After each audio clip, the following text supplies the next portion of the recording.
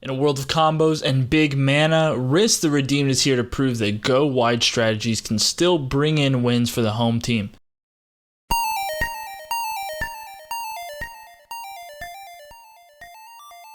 Hello everyone and welcome to another Commander Tactics Deck Tech. My name's Pope. If you're like me, you've been cracking some mystery boosters and just very well may have been gifted the Selesnya token lord himself, Rhys the Redeemed. Rhys is in a club with only a few other legendary commanders costing only 1 CMC.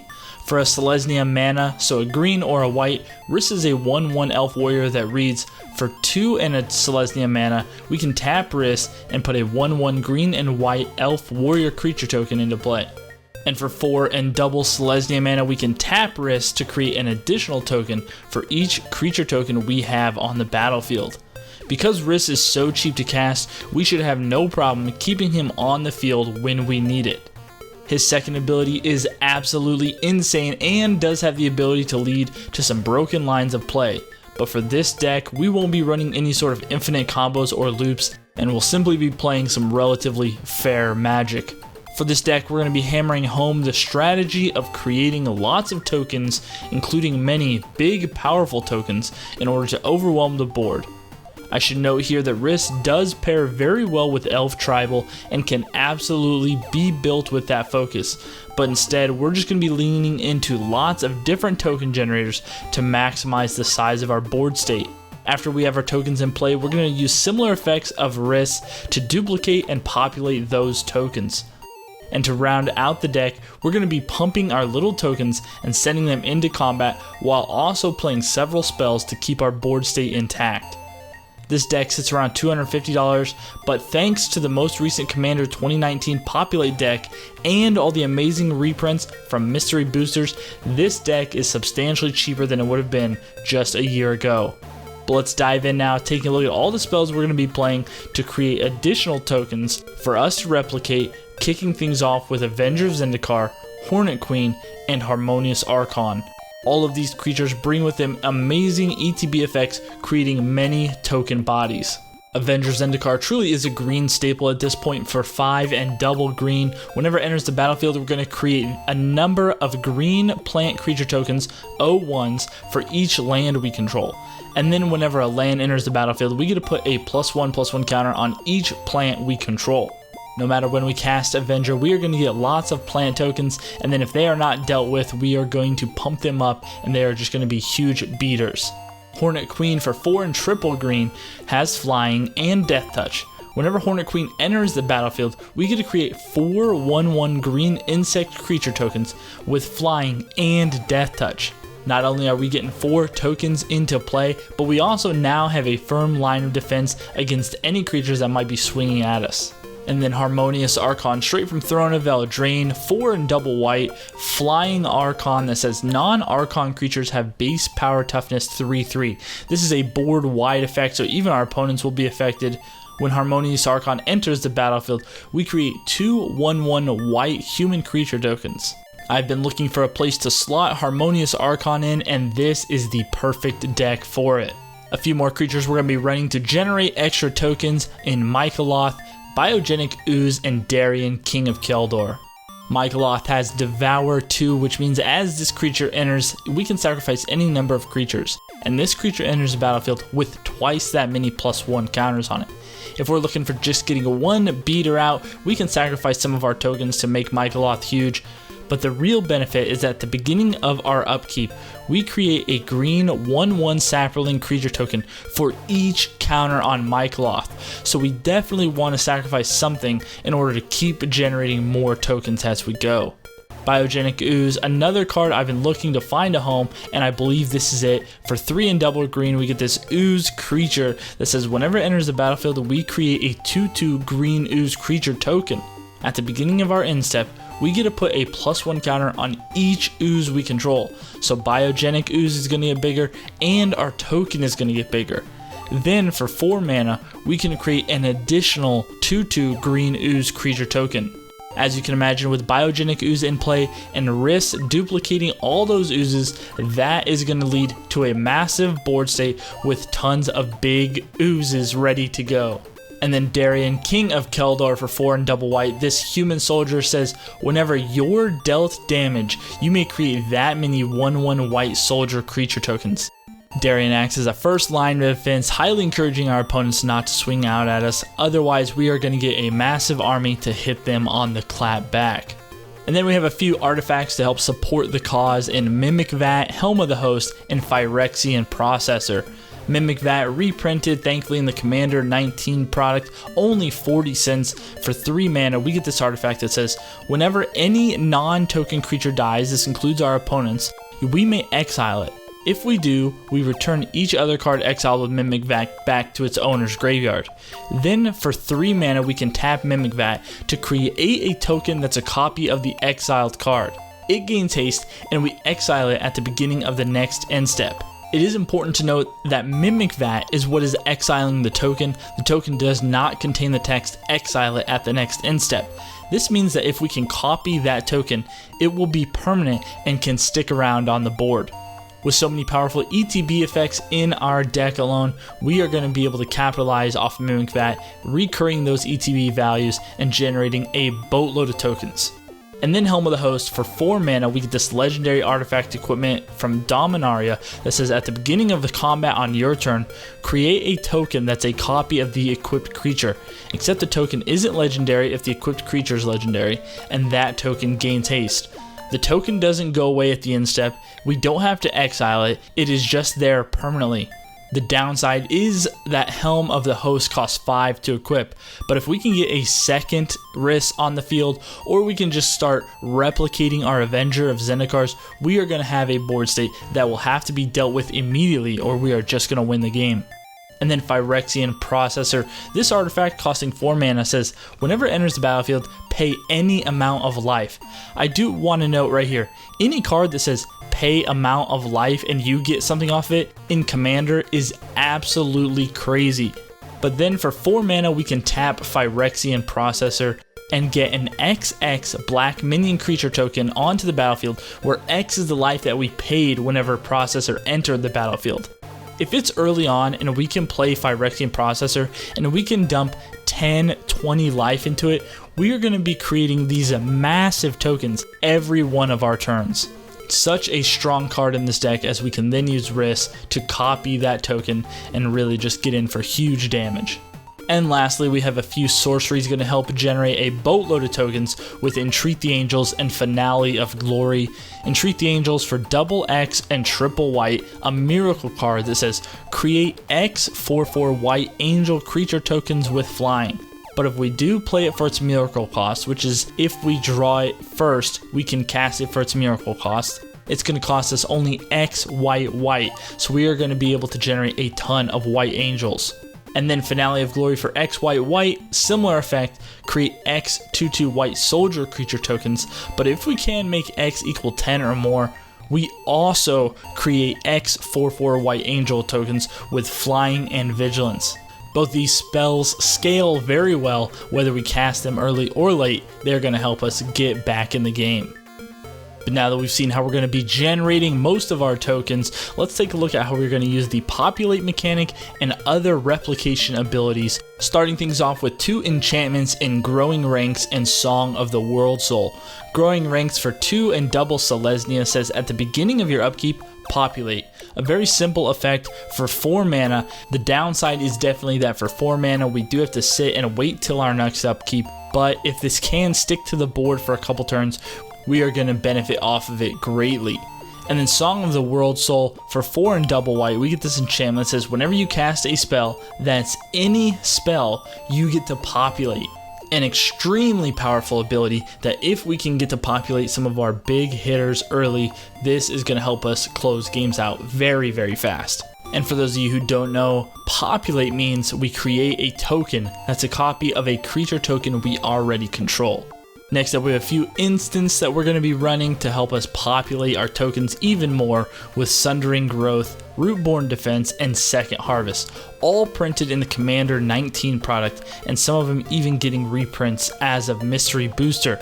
Sundering Growth costs double Selesnya, and it says we get to destroy a target artifact or enchantment and then populate.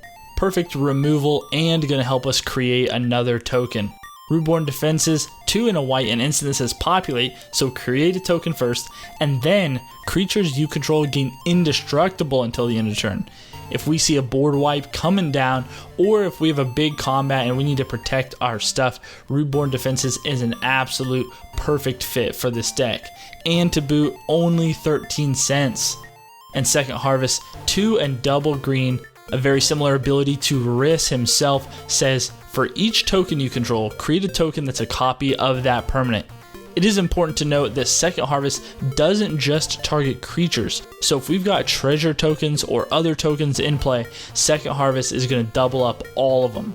And then maybe one of our best creatures in the deck, Tristani, Selesnia's Voice for green, green, white, white. We get this legendary Dryad that says, whenever another creature enters the battlefield under your control, this includes tokens, you gain life equal to that creature's toughness. Then, for 1 green white, we can tap Tristani to populate. It is also important to notice that she is on a 2/5 body, so she is ready to help protect us and protect our tokens. A fun combo with Tristani and Phyrexian Processor, play Tristani, play Processor, dump almost all of our life into it, and then when we create that huge token, we just get it all back. And then lastly, a few spells going to help us get the most out of our Populate, Anointed Procession, Blade of Selves, and Divine Visitation. Anointed Procession says if an effect would create 1 or more tokens, so whenever we populate, it creates twice that many tokens instead. Anointed Procession is one of those cards that if it is not dealt with immediately, we are going to have some incredible turns with Rhys, generating an insane amount of value. And then one of our few artifacts in the deck for 2, Blade of Selves is an equipment that says equipped creature has a Myriad. Myriad is one of those effects that isn't very common, but it says whenever it attacks, for each opponent other than the defending player, you may create a token that's a copy of the equipped creature tapped and attacking that player or planeswalker they control. Then we exile the tokens at the end of combat. Now, while we do have to exile the tokens at the end of combat, if we can populate or copy them before they get exiled, they will stay on the board and do not have to be removed. Blade of Selves with 1 attack equipped to a Hornet Queen or Revenge of Zendikar is going to make our board state just go crazy.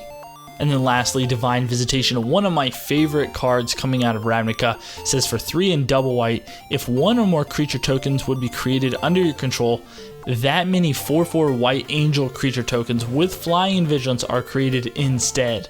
All of our 1/1, 2/2 little tokens gonna become big 4/4 angels with flying and vigilance. This card has been steadily going up in price since its release, and very rightfully so.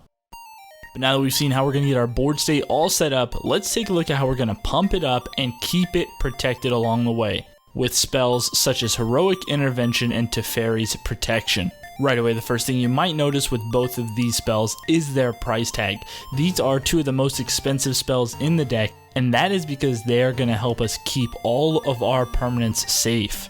Heroic Intervention for only 1 and a green is an instant that says permanents you control gain hexproof and indestructible until end of turn. Should we need to give them hexproof to deny any sort of targeted removal, we can, or if there's a board wipe, we can use this to keep it protected. And then Teferi's Protection, I rarely ever add this into any of my deck techs, but because of its recent reprint in Mystery Boosters, the price has come way down. For 2 and a white, Teferi's Protection says, until your next turn, your life total can't change, and you have protection from everything. All permanents you control phase out. This means you can't be dealt damage, you can't lose life, you can't lose your permanents, and nothing can be done about it if this resolves. Getting set up with tokens and creatures is very vital for this deck to function, so we need to make sure we have the right answers to keep them safe. And another way we will do that is with the creature Amara Tandris. Amara, legendary creature elf shaman costing 7 mana, so a little steep, says prevent all damage that would be dealt to creature tokens you control. As you can imagine, our board is going to be almost entirely creature tokens, so with Amara in play, we can swing out knowing they'll be protected against any blockers, or if there's a thing like a Blasphemous Act, they will be untouched. And then our last 2 lines of defense are Asceticism and Sandworm Convergence. Asceticism is another extremely powerful enchantment that, thanks to Mystery Booster, has come way down in price, so definitely pick this one up if you can. For 3 and double green, we get the enchantment that says creatures you control can't be the target of spells or abilities your opponents control, so hexproof. And on top of that awesome hexproof ability, we can pay 1 and a green to regenerate any target creature. This ability can be used board wide as well, so if we would like to regenerate an opponent's creatures for any reason, we can do that, but mainly we're going to be using this to keep all of our best creatures alive at all times.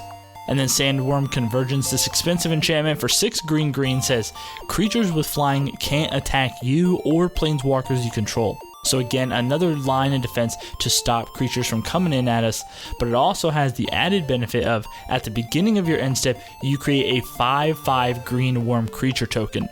This big body creature token we can populate, we can double up on, and it is going to help us get in for big damage while also keeping us safe. And then to ensure we have the ability to get in there for damage, we are also running Pathbreaker Ibex and Overwhelming Stampede. Pathbreaker Ibex, a creature that says whenever it attacks, creatures you control gain trample and get +X/+X until end of turn, where X is the greatest power among creatures you control. The floor for Pathbreaker Ibex is that all of our creatures are going to get +3/+3 in trample, and the ceiling is that we have a Phyrexian processor with 20/20 tokens, and it's going to pump our whole board by 20/20. The downside of Pathbreaker is definitely that it doesn't have haste, so make sure that if you play it, you have the ability to let it sit a turn to maximize its ability. An Overwhelming Stampede, a sorcery, a classic. Until the end of turn, creatures you control gain trample and gain +X/+X, where X is the greatest power among creatures you control. Essentially just Pathbreaker Ibex, but at sorcery speed. Both of these spells are absolutely finishers and can end the game if played properly. And we also do have a few spells going to continuously pump our board with Cathar's Crusade, Shalai Voice of Plenty, and Beastmaster Ascension. Cathar's Crusade says whenever a creature enters the battlefield, that's any creature, not just a token, we get to put a +1 counter on each creature you control. With all the tokens we're going to be generating, we are going to be able to put so many counters on our whole board that each turn we are going to become a big threat. And then Shalai Voice of Plenty coming out of Dominaria. This angel with flying says you, planeswalkers you control, and other creatures you control have hexproof. A pretty easy line of defense that requires removal, but it also has the added benefit that for 6 mana, we can put a +1 counter on each creature you control. And it is important to note that you can use this activated ability whenever you want. So if we need to use it as a combat trick or a way to evade some damage, we can absolutely do that. And then Beastmaster Ascension, again getting the reprint treatment and mystery booster, lowering the price down to almost $1. Says for 2 and a green, whenever a creature you control attacks, you may put a quest counter on Beastmaster Ascension. As long as Beastmaster Ascension has 7 or more quest counters on it, all of your creatures are going to get +5/+5. Turning a 1/1 token into a 6/6 changes the board state dramatically, and Beastmaster Ascension is absolutely another one of our biggest win cons in this deck. But now that we've seen how we're going to compete with this deck, let's take a look at what else we got going on inside the 99. For our removal and control, we got 12 spells coming in hot, and many of them are flexible, being able to target creatures, artifacts, or enchantments. We've got a lot of card drawing advantage with 10 different spells, many of them playing off of all the creatures we're going to be casting. Our ramp is a little weak for being in green, but we do have 10 ramp spells. You could definitely fine tune this to be a little bit higher if that fits your play group. And then the power level of this deck, I sit it right at a healthy 6. This deck definitely has the capability of going off and absolutely just crushing opponents, but is very weak to board wipes and might be a little bit slow depending on how fast our opponents are playing. Our strategy for bringing home wins with this deck boiled down to number 1, we're going to play Rhys, and we're going to use his second ability to double up all of our token creatures. While we're going to have lots of spells coming down, this ability to copy our biggest and best tokens for only 6 mana is going to help us have a board state that will be unstoppable. If that doesn't win, we're going to use our enchantments like Divine Visitation to create lots of additional bigger, better tokens in order to get in for big damage. And then we're going to use spells like Overwhelming Stampede to pump all of our board at once and get in for one huge strike. A few budget alternatives you could consider for this deck are Intangible Virtue, Scale Up, and From Beyond. Intangible Virtue, only 1 and a white, can give all of our creature tokens +1/+1 in Vigilance. This is a cheap price to pay for having that Vigilance and that +1 ability. Scale Up, for only 1 green, but with an overload cost of 4 green, says until end of turn, target creature you control becomes a worm with power and toughness 6/4. Overloading Scale Up will lead to us having a huge monster turn, swinging in with a bunch of 6/4 worms.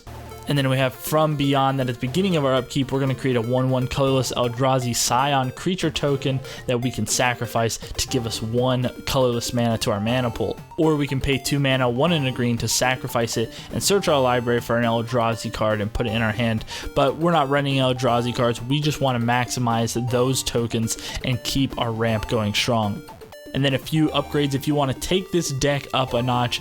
Of course, we have Mirari's Wake, Parallel Lives, and the classic Doubling Season. Mirari's Wake says creatures you control get +1/+1.